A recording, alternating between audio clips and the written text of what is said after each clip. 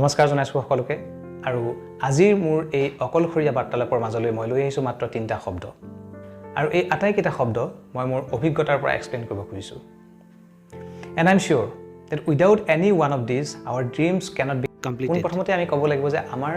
জীৱনত আগবাঢ়ি যোৱাৰ ক্ষেত্ৰত সদায় এটা এইম থাকিব লাগে সদায় এটা লক্ষ্য থাকিব লাগে আৰু যদি হেতু নাথাকে তেতিয়াহ'লে বহু ক্ষেত্ৰত দেখিবলৈ পোৱা যায় যে আমি বিচৰা কিছুমান সুখ বা কিছুমান আনন্দৰ পৰা আমি সদায় বঞ্চিত হ'বলগীয়া হৈছে বা তেনে সুখ বা আনন্দসমূহ লাভ কৰিবৰ কাৰণে আমি বহু সময় অপেক্ষা কৰিব লগা হৈছে হয়নে সেইকাৰণে আমি সৰুৰে পৰাই আমাৰ নিজৰ লক্ষ্যটো সদায় স্থিৰ কৰিব লাগে যে মই কি কৰিম মই কি কৰিব গৈ আছোঁ সেই বস্তুটো সদায় স্থিৰ হ'লেহে আমি আমাৰ মনে বিচৰাৰ ধৰণে আমি আনন্দসমূহ উপভোগ কৰিব পাৰিম আসলতে সেই কাৰণে আমি সৰুতে পঢ়ি অহা যেনেকে আমি সৰুতে যেনেকে লিখিছিলোঁ এছে এইম ইন লাইফ সো সেইটো এটা বহুত ইম্পৰ্টেণ্ট কথা কিয় এইম ইন লাইফ ৰচনাখন আমাক লিখিব দিয়া হৈছে এক্সামত তাৰ প্ৰয়োজনীয়তাটো কি আসলতে সেই বস্তুটো শিক্ষাৰ্থীসকলক খুব সুন্দৰভাৱে আমি বুজাব লাগে to make their dreams clear এটা মই কোৱা 3টা শব্দ হ'ল নম্বৰ 1 ইন্ডিভিজুৱেলিটি যেটো হ'ল মানে নিজস্বতা বুলি আমি যেটো কওঁ নিজস্বতা individuality self analysis number 2 that is নিজক বিশ্লেষণ কৰা আত্মবিশ্লেষণ বুলি আমি যেটো কথা ক'ব পাৰো and number 3 that is আত্মবিশ্বাস যেটো হ'ল সেলফ কনফিডেন্স সো এই 3টা শব্দৰ ওপৰত যদি আমি গুৰুত্ব নিদু নিশ্চিতভাৱে আমাৰ সপোনবোৰ সদায় আধৰুৱা হৈ থাকিব আমি কেতিয়াও আমাৰ নিজৰ সপোনবোৰ আমি কেতিয়াও পূৰণ কৰিব নোৱাৰিম হয়নে সো these 3 words এই 3টা শব্দ একচুয়ালি মই যেটো কথা ক'ব গৈ আছো এই 3টা শব্দ মই মোৰ নিজৰ অভিজ্ঞতাৰ ফালৰ পৰা ক'ব গৈ আছো মই বহুত কিবা কিবি কৰাগে নাই কিন্তু মই মনে বিচৰাৰ ধৰণে যিখিনি বিচাৰিছো সেইখিনি মই কৰিছো সো সেইখিনি কৰিব হলে আমাৰ এই 3টা শব্দৰ ওপৰত আমি সদায় গুৰুত্ব দিবই লাগিব আফটাৰ গ্ৰেজুৱেচন মই যেতিয়া গুৱাহাটীলৈ আহিছিলো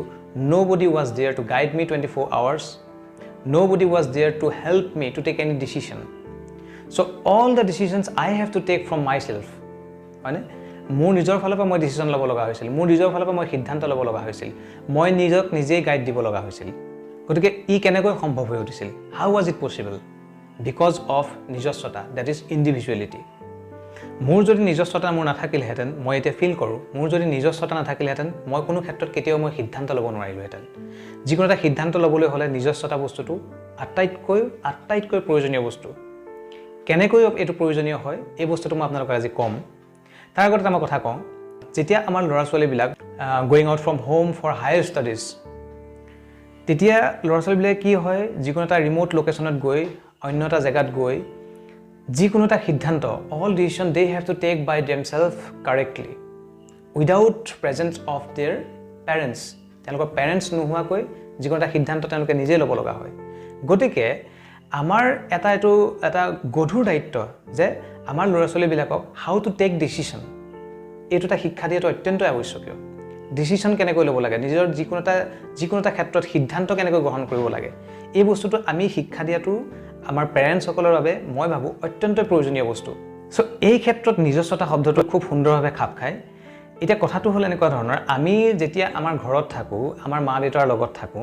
আমাৰ ঘৰৰ পৰিয়ালৰ সদস্যসকলৰ লগত থাকো আমি সৰু থকাৰ অৱস্থাত কি হয় সাধাৰণতে সকলোবিলাক সিদ্ধান্ত ডাঙৰ যেটো সিদ্ধান্ত লয় আমি সেই সিদ্ধান্তৰ মতে আগবাঢ়ি যাবলৈ চেষ্টা কৰোঁ হয়নে যিকোনো এটা কাম কৰিবলৈ হ'লে মাৰ মুখলৈ চাব লগা হ'ল যিকোনো এটা কাম কৰিবলৈ লগা হ'লে দেউতাৰ মুখলৈ চাব লাগিব নিশ্চয় চাব লাগিব দাদাৰ মুখলৈ চাব লাগিব বাইদেউৰ মুখলৈ চাব লাগিব বা আন ডাঙৰ কোনোবা এজনে যেতিয়া কথা এটা কয় আমি সদায় তেওঁলোকৰ সিদ্ধান্তৰ মতে আমি চলিব লাগিব হেতু ঠিক কথা হেতু লাগিবই হেতু সময়ত আমি নিজে ডিসিশন ল'ব নোৱাৰো যেটো আমি সৰু আমাৰ বিবেকে যিকোনো এটা ক্ষেত্ৰত ডিসিশন ল'ব পৰাকৈ হিমান শক্তিশালী হৈ নুঠে সেই সময়ত কিন্তু আমি ডিসিশন ল'বৰ কাৰণে শিকিম কেনেকৈ তেতিয়া হ'লে আমি সদায় মা দেউতাৰ কথা মতে দাদাৰ কথা মতে বাইদেউৰ কথা মতে সকলো সিদ্ধান্ত গ্ৰহণ কৰিলেও নহব আমি যিকোনো সিদ্ধান্ত আমি নিজেও গ্ৰহণ কৰিবলৈ শিকিব লাগিব সেই শিকা সিস্টেমটো কেনেকৈ হ'ব সেই সিস্টেমটো হ'ল কি মই যেতিয়া যিকোনো এটা ক্ষেত্ৰত মই যিকোনো এটা যেতিয়া সিদ্ধান্ত গ্ৰহণ কৰোঁ সদায় মই কি কৰোঁ মই মোৰ মা দেউতাৰক মই কথাখিনি ক'ব লাগিব মা দেউতাৰ পৰা মই পৰামৰ্শ ল'ব লাগিব মই মোৰ লগৰ বন্ধুবৰ্গৰ পৰা পৰামৰ্শ ল'ব লাগিব মই আন 10 জনৰ পৰা পৰামৰ্শ ল'ব লাগিব সেই পৰামৰ্শসমূহ গোটেই কিজনৰ পৰা লোৱা পৰামৰ্শসমূহ মই বিশ্লেষণ কৰি চাব লাগিব বিশ্লেষণ কৰি চাই পেলাই মই চিন্তা কৰিব লাগিব যে এখেতে এই কথাটো কৈছে যে এইটো কৰিলে মই ভাল হ'ব নে বেয়া হ'ব সেই বস্তুটো সেই বস্তুটো এটলিষ্ট নিজৰ বিবেকটো খটাই নিজেই চিন্তা কৰিব লাগিব আমি নিজে যেতিয়া সেই বস্তুটো চিন্তা কৰিম তেওঁ মোক কিবা এটা কথা ক'লে হয় এইটো যদি মই কৰোঁ ঠিক আছে তেওঁ ক'ব একো নালাগে কিন্তু মই নিজৰ বিবেকটো লগাই মই চিন্তা কৰিব লাগিব যে হয় এইটো যদি মই কৰোঁ কেনেবাকৈ তেতিয়াহ'লে এইটো কথা হ'ব পাৰে দেখোন আচ্ছা এখেতে মোক এইটো কথা কৈছিলে যদি মই এইটো কৰোঁ এইটো কথা হ'ব পাৰে চ' এই বস্তুটো এই যে আমি যে ভাবিলোঁ কথাটো মই যে নিজে চিন্তা কৰি চালোঁ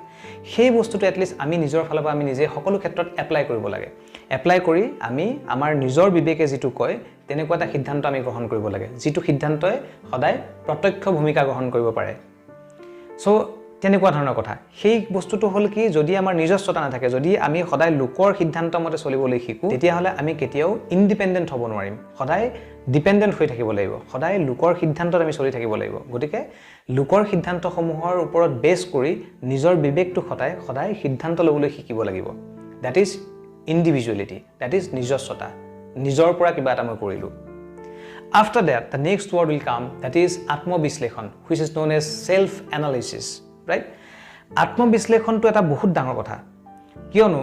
মই যিটো কাম আজি কৰি আছোঁ সেই কামটো মই ভাবিছোঁ যে এই কামটো ভাল কাম কৰি আছোঁ কিন্তু সেই কামটোৱে আন 10জনক হয়তো বিপদত পেলাব পাৰে আন 10জনৰ কাৰণে সেইটো বেয়া কাম হ'ব পাৰে আন 10জনে সেই কামটোৰ কাৰণে মোক বেয়া পাব পাৰে হয়নে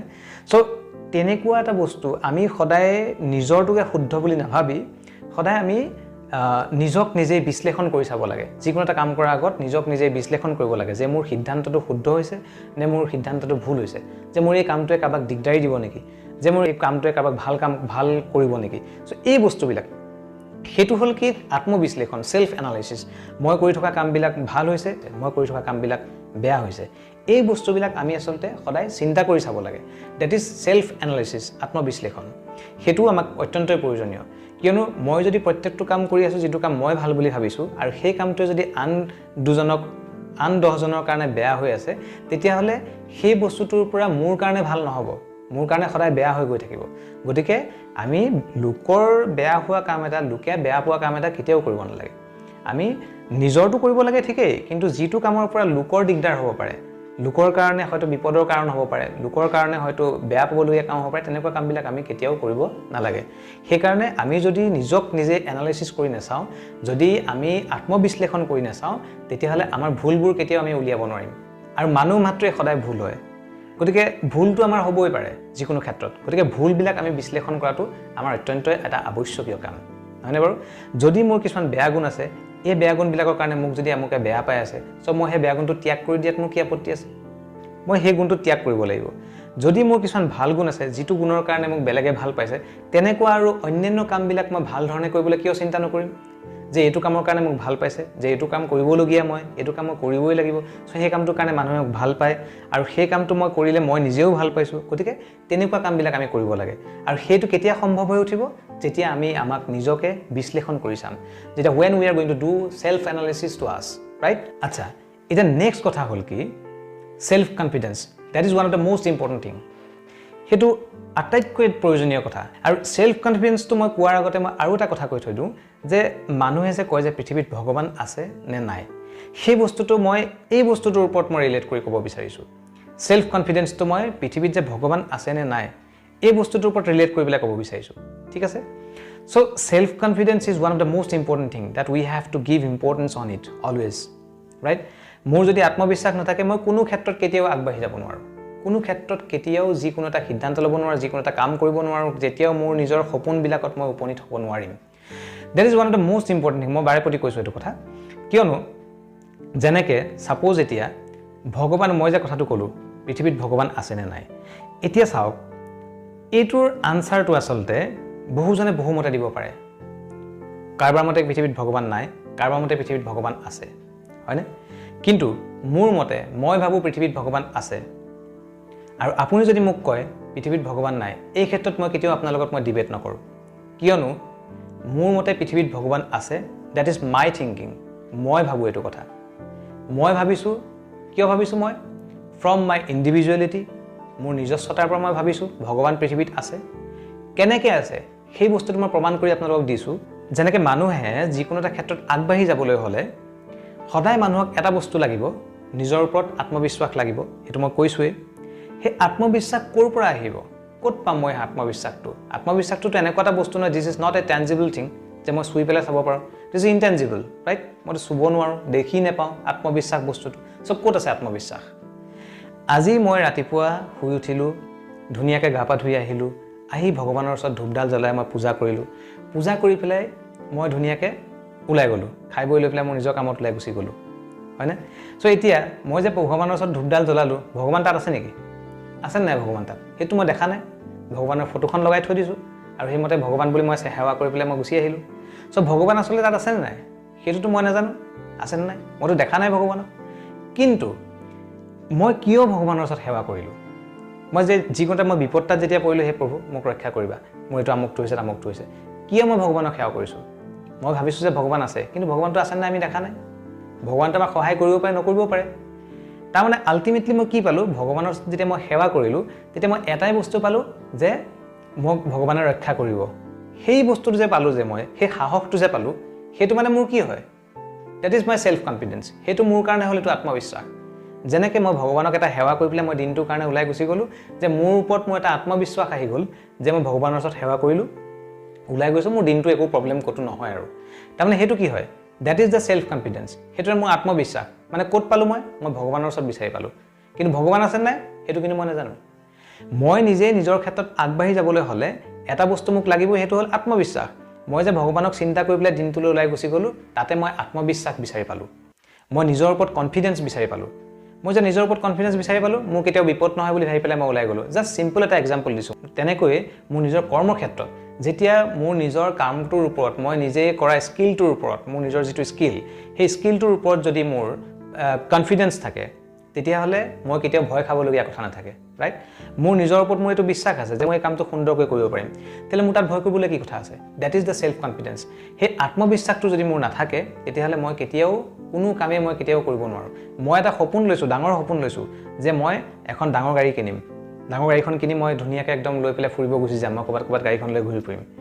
কিন্তু মই গাড়ীখন চলাবও জানো, কিন্তু মোৰ হাতত যদি কনফিডেঞ্চ নাথাকে, মোৰ যদি আত্মবিশ্বাস নাথাকে, মই গাড়ীখন লৈ যাম কিজানি ক'ৰবাত অকণমান এইফালে লাগি যাব নেকি, এইফালে লাগি যাব নেকি, তেতিয়াহ'লে কি হ'ব? আল্টিমেটলি মই গাড়ীখন কেতিয়াও চলাব নোৱাৰিম, হয়নে বাৰু? গাড়ীখন মই কিন্তু খুব হেঁপাহত কিনিলোঁ, কিনি পেলাই মই খুব চলাম বুলি মই খুব আশা কৰিলোঁ, কিন্তু মই চলাব নোৱাৰিলোঁ। কিয়?